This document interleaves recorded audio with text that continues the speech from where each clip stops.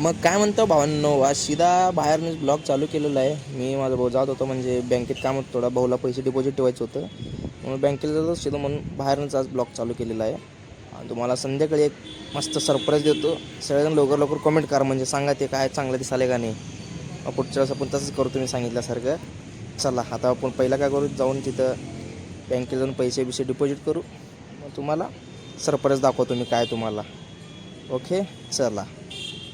आणि आज काय माहीत लय म्हणजे लय ट्रॅफिक जाम आहे. आज असलं काय ट्रॅफिक जाम झालं काय माहीत, लय मुश्किल आहे राव. काय करता हे बघा, चला दाखवतो हे बघा. हो का, इथून तिथपर्यंत फक्त गाड्या थांबली. चला तुम्हाला ग्राउंडला गेल्यावर भेटू.